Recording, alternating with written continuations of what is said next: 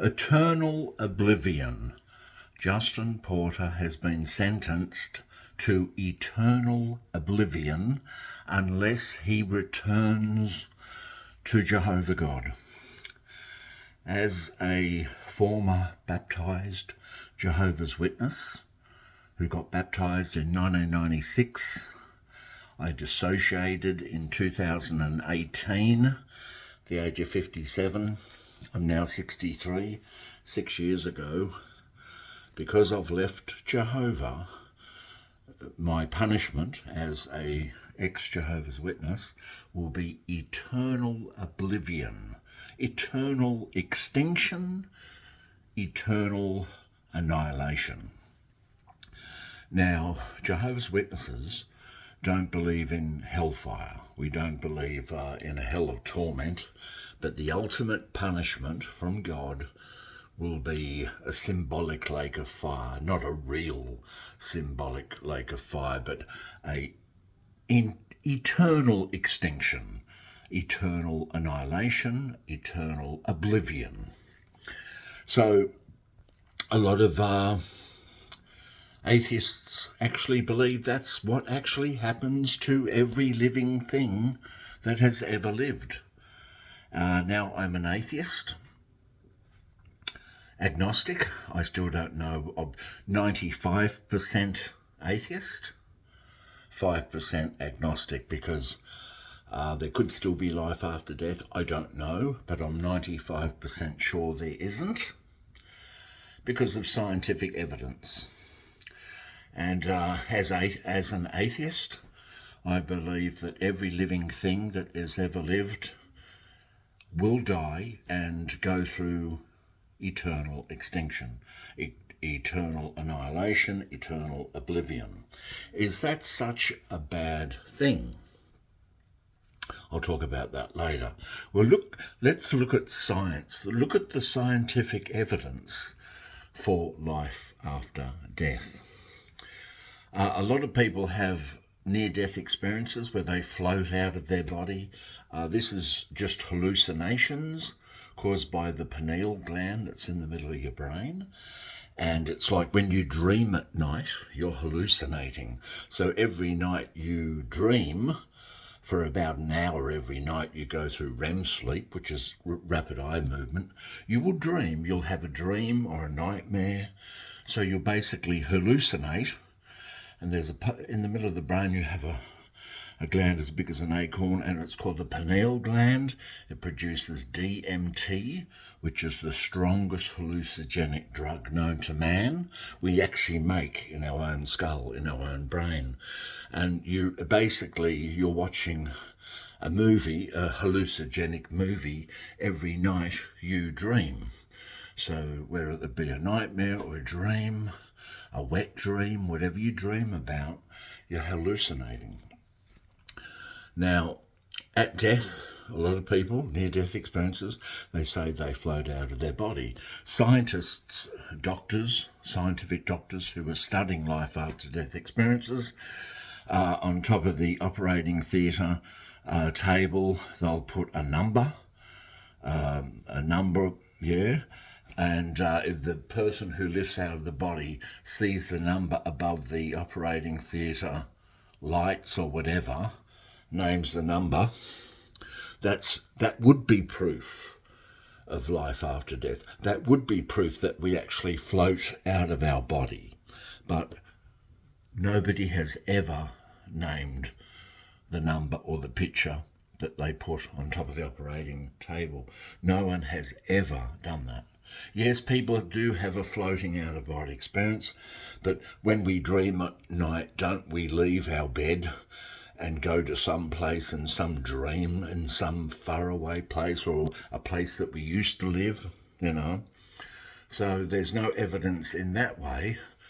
Now, in the 17th century, there was a guy called René Descartes. He was a French philosopher, physician, and he believed that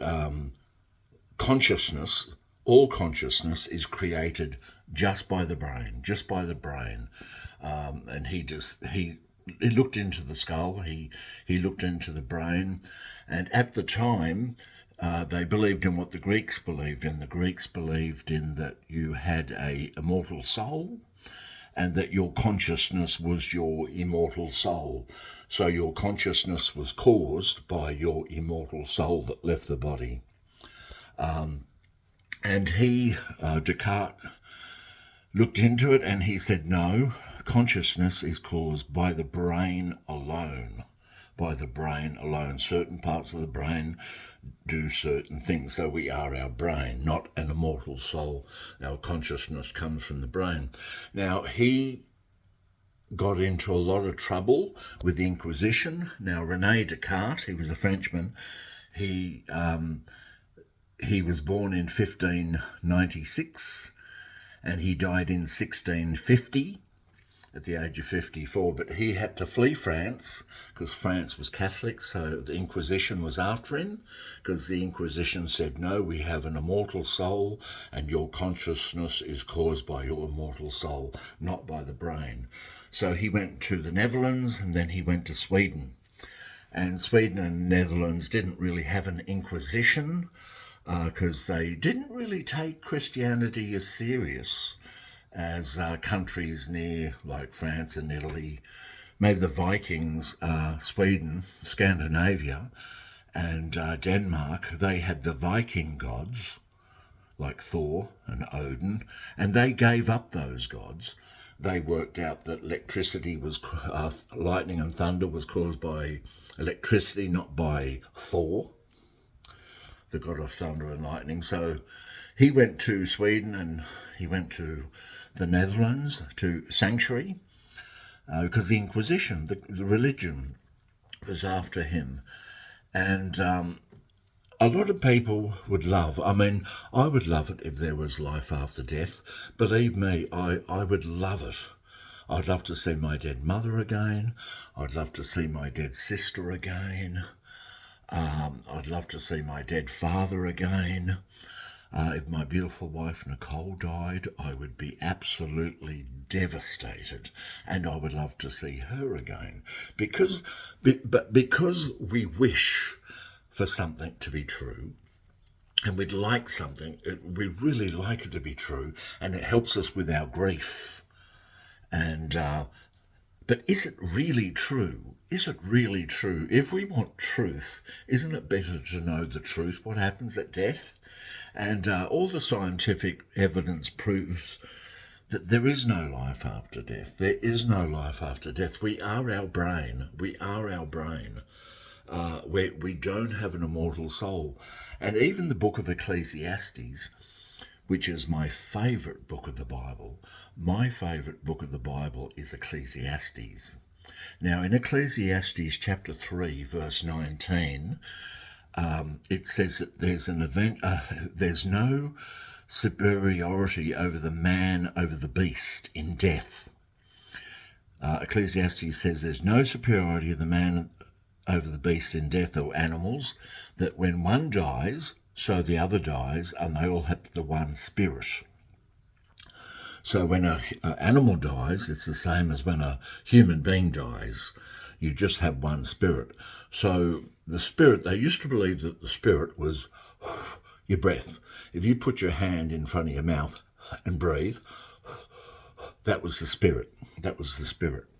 And then in Ecclesiastes 3:19 it says, who is there knowing whether the spirit of the animals ascends upwards or downwards, or the spirit of the man goes up or down? That spirit, it just goes out like a candle flame. And even in Ecclesiastes 9:5, now Ecclesiastes is my favourite book of the Bible. I love the book of Ecclesiastes, great book, masterpiece. Now, Ecclesiastes 9:5, it says that the living are conscious that they will die, but as for the dead, they are conscious of nothing at all. Some Bible translations say the living know they're going to die, but the dead do not know anything at all. So that's in the book of Daniel. The Hebrews in the Old Testament believed that there was going to be a resurrection. Daniel chapter 12, What a lot of Bible scholars say Daniel was a forgery, but Daniel chapter 12, it talks about in chapter 12, it says, your dead ones will live, a corpse of mine awake and rise up. And that's in the book of Daniel. Now, in the book of Isaiah, it talks about a resurrection of the dead, a bringing back to life of the bones of the dead, and God will put the dead back together again and they can live again on earth. That's in the Hebrew scriptures. So in the Old Testament, it doesn't teach an immortal soul at all. When you're dead, you're truly dead, and the hope for the dead is a resurrection, the bringing back to life of the dead. Now, if you read in the New Testament, now the New Testament wasn't written in Hebrew, it was written in Greek. Now, why on earth would it have been written in Greek? It wasn't written in Hebrew. Well, the Greeks believed in an immortal soul. The Greeks believed that when you die, you either go to heaven or hell. You go for punishment if you've been bad, you reward if you've been good. That's what the Greeks believed in, immortal soul. Now, in the book of Luke chapter 16, I firmly believe that Luke chapter 16 about the rich man and Lazarus, read it, is talking about an immortal soul. The rich man dies and goes to hell and is suffering in the flames of hell. And the Lazarus goes to heaven. He goes into the bosom position of Abraham in heaven. So Lazarus is looking down on the rich man burning in hell. This is asking the rich man, saying, oh, send me some water to soothe my tongue. So this is Luke chapter 16 is talking about heaven and hell, immortal soul. It's very contradictory. To me, this is the biggest contradiction in the Bible, because Luke, Jesus' disciples don't ask Jesus to explain the illustration or the parable. They don't say, oh, well, Jesus, what about this rich man Lazarus? What are you talking about? Hell and Hades, and explain it, Jesus.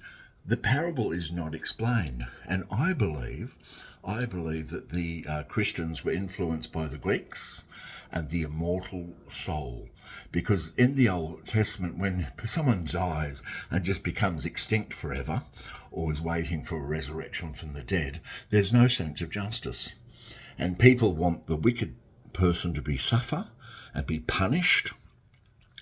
And it's a sense of heaven and hell, reward and punishment.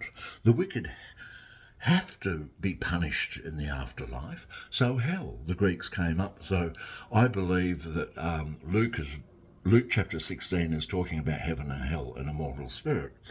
And it contradicts the other parts of the Gospels, where the Apostle Paul, who wrote 1 Corinthians chapter 15, 1 Corinthians chapter 15, Paul, he's talking about the dead sleeping, awaiting the trumpet, and the dead will arise. Yeah, the trumpet will sound and the dead will arise. So 1 Corinthians chapter 15 is talking about sleeping in death.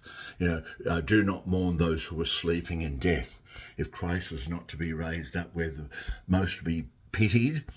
And so 1 Corinthians chapter 15 is talking about the sleeping in death, where Luke chapter 16 is talking about immortal soul. So these are huge contradictions in the Bible, huge contradictions. A couple of years ago, I had a discussion with a Baptist man at a Baptist man, and he was saying, you Jehovah's Witnesses, you don't believe in hellfire, of the hell of torment, that's blasphemy. And I said, well, it's blasphemy to teach that God torments people in hell. And because the Bible teaches two different things. The Bible teaches the immortal soul in Luke chapter 16, yeah, and it teaches that the dead are unconscious in Ecclesiastes. Two contradictory things.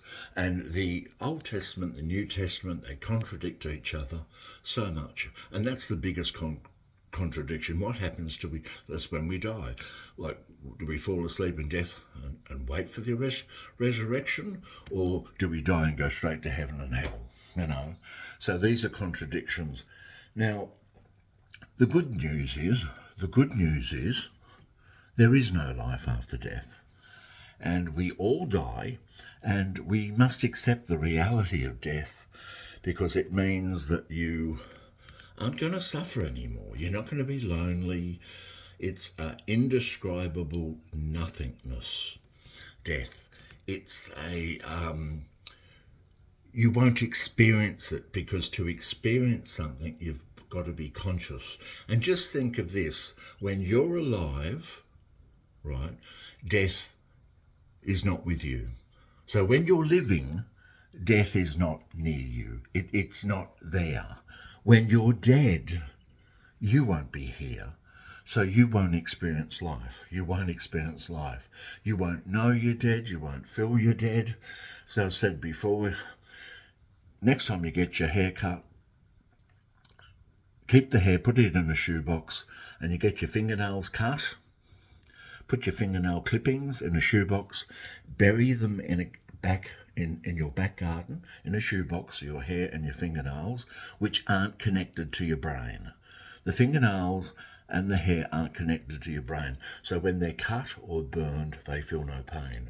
They neither see, think, smell, remember. They have no emotion. That's what we're going to be like when we're dead. Our bones will not feel anything.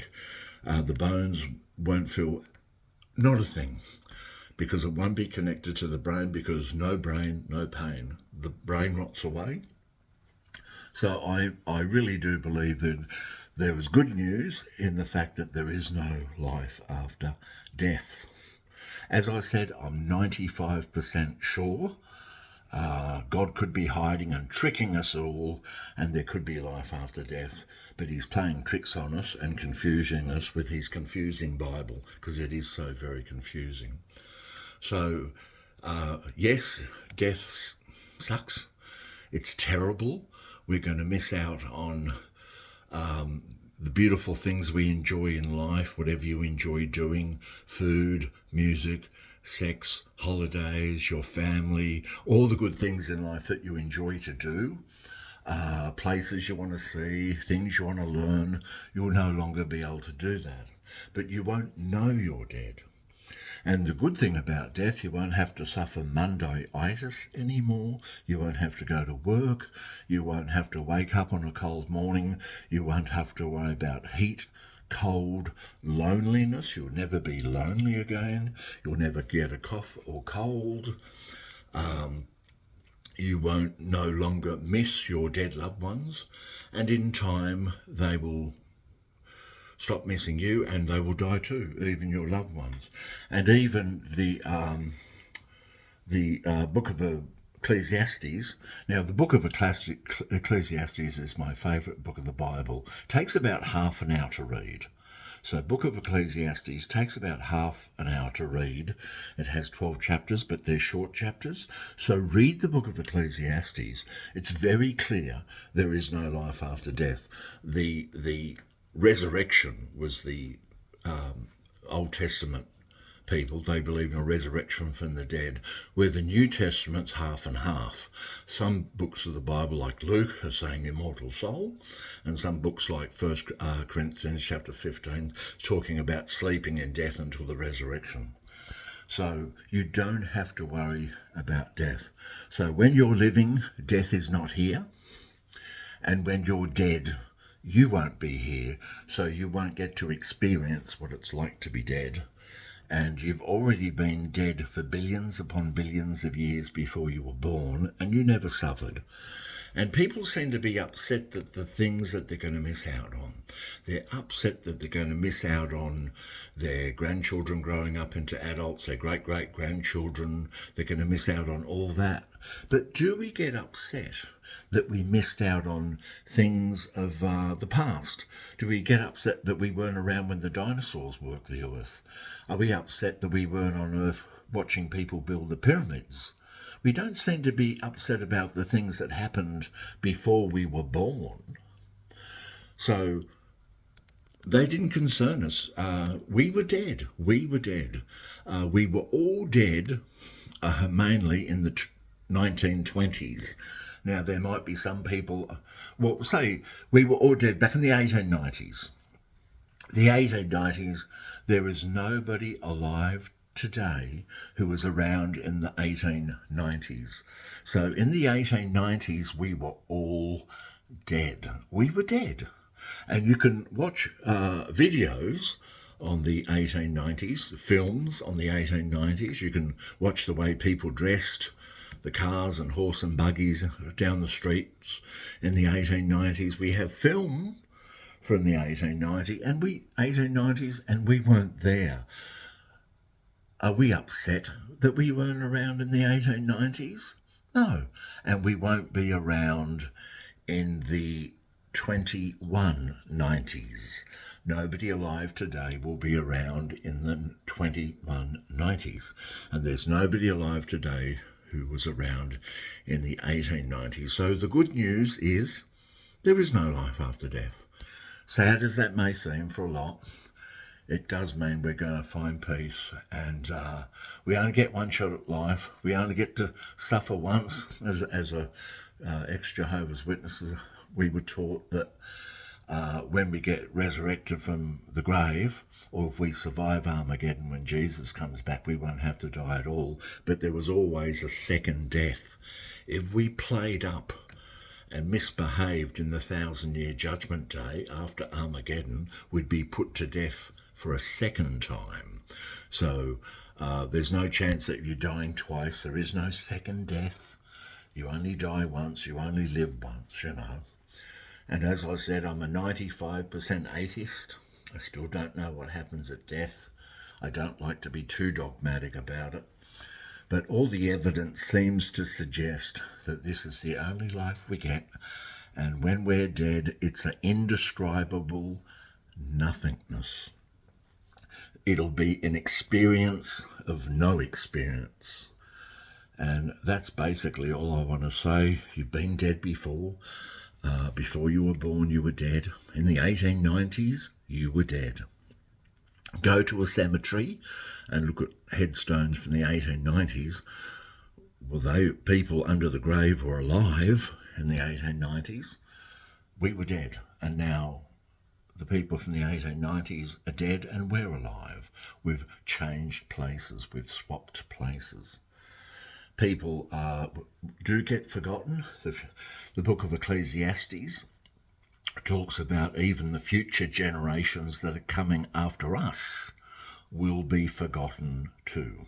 And the best way not to be forgotten is be like Elvis Presley or the Beatles or Mozart or Chopin or somebody famous, you know. And they get remembered and they live on in a way. And that's all I wanted to say.